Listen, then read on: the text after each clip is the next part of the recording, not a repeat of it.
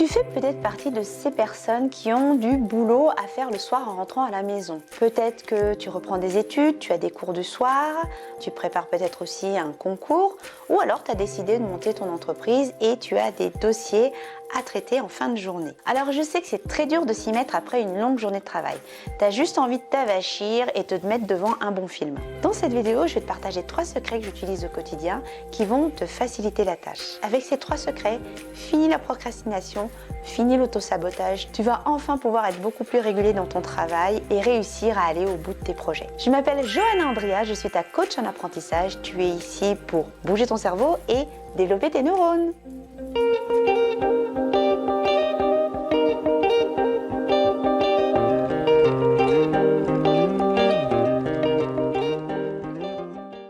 Il faut beaucoup d'énergie et de volonté pour se mettre au boulot le soir quand on a déjà derrière soi une grosse journée de travail ou quand en plus on a des enfants à s'occuper le soir. Surtout que toi, tu as certainement décidé de te lancer dans un projet de longue haleine comme réviser un concours, préparer un nouveau diplôme ou alors créer ton entreprise à côté de ton boulot de salarié. Le problème, c'est la procrastination. Le soir, tu es crevé, tout simplement, hein, c'est humain. Donc souvent, ce qui se passe, c'est que tu vas reporter au lendemain des tâches qui sont importantes. Ce qui va s'installer, c'est la culpabilité de ne pas avoir fait ce que tu avais prévu.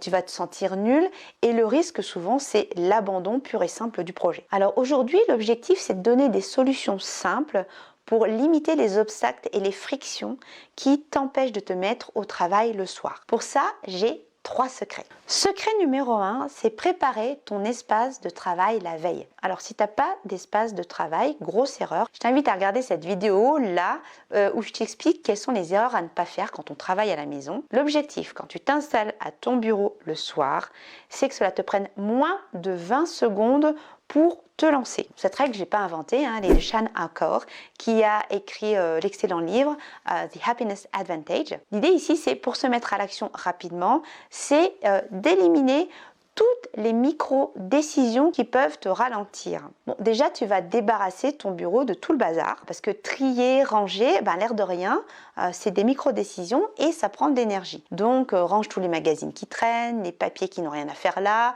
les restes de barres chocolatées ou alors les jouets de tes enfants. Si tu fais ça la veille, quand tu vas arriver à ton bureau, il sera clean. Déjà, ça va apporter de la clarté, de la sérénité et tu auras beaucoup plus envie de te mettre au travail. Alors, autre chose, il ne faut surtout pas que tu perdes du temps à chercher tout ton matériel. Donc, prépare ton matériel de travail, tes stylos, tes cahiers, tes livres déjà ouverts au chapitre que tu dois étudier ou ouverts sur les dossiers que tu dois traiter. Tu peux mettre aussi un petit marque-page pour tout de suite les ouvrir à la bonne page.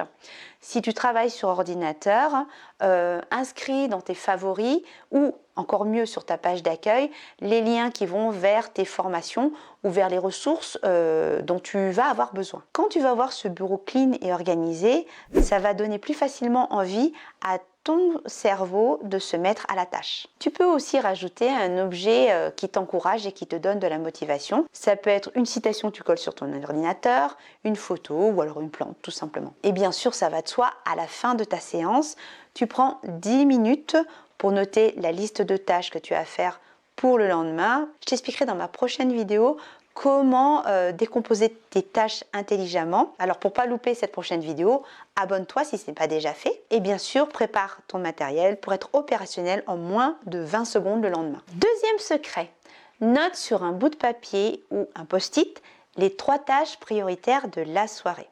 Alors bien sûr, tu as fait ta checklist de tâches, elle est certainement beaucoup plus longue. Mais quand ton cerveau lit cette checklist, je pense que par expérience tu le sais, c'est hyper flippant et hyper angoissant pour lui. N'oublie pas, tu arrives en fin de journée, tu as déjà une surcharge mentale, plus. Donc voir cette liste, ça va t'angoisser, tu vas dire « Oh là là, j'ai trop de choses à faire ». Donc on se calme, on calme le cerveau et tu extrais de cette liste 3 tâches prioritaires que tu as envie de faire ce soir. Alors pourquoi 3 ? Parce que le cerveau il aime bien le chiffre 3. 3, c'est ni trop grand ni trop petit, ça laisse le choix.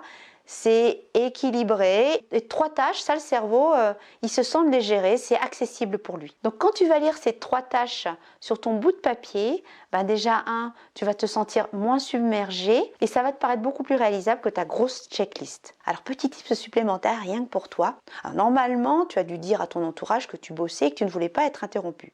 Mais on le sait, en pratique, il y a toujours des imprévus. Tu as le petit dernier qui pleure, tu as le chat qui gratte à la porte.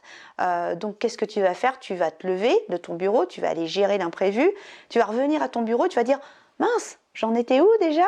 Et ces quelques secondes d'hésitation peuvent suffire à ce que tu décroches et tu dises « Oh bah non, j'arrête là, je bosserai demain. » Alors pour éviter ça, ce que tu fais avant d'aller gérer ton imprévu, tu notes rapidement sur un bout de papier la prochaine petite tâche que tu dois faire pour te remettre dans le flot du boulot.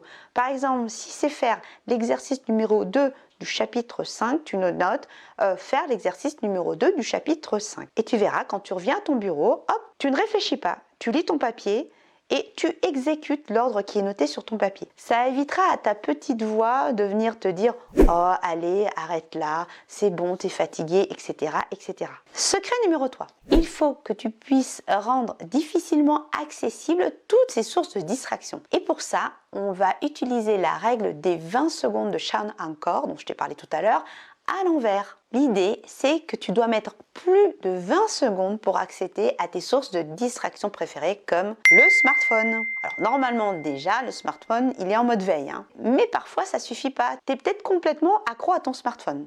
Donc ce que tu vas faire, c'est que tu vas aller poser ton smartphone dans une autre pièce à l'autre bout de la maison. Et puis si tu es vraiment addict, tu vas mettre ton smartphone dans une boîte et tu vas le mettre à l'autre bout de la maison sur une étagère bien en hauteur. Tu vas voir, ton cerveau c'est une flemmasse, s'il voit que c'est trop dur, il ira pas le chercher. Alors autre source de distraction classique, ce sont les réseaux sociaux.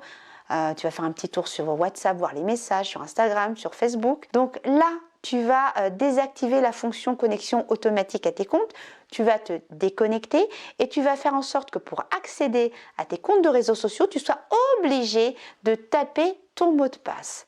Tu vas voir, là c'est radical, le cerveau il va pas avoir envie. Donc n'oublie pas, l'objectif ici, c'est de rajouter de la friction et des obstacles. Il faut vraiment rendre compliqué l'accessibilité aux sources de distraction qui t'empêchent d'avancer. C'est déjà l'heure du récap. Alors, pour pouvoir te mettre au travail le soir après une longue journée fatigante, secret numéro 1, tu prépares ton espace de travail et ton matériel la veille au soir. L'objectif ici, c'est que tu puisses te mettre à l'action en moins de 20 secondes.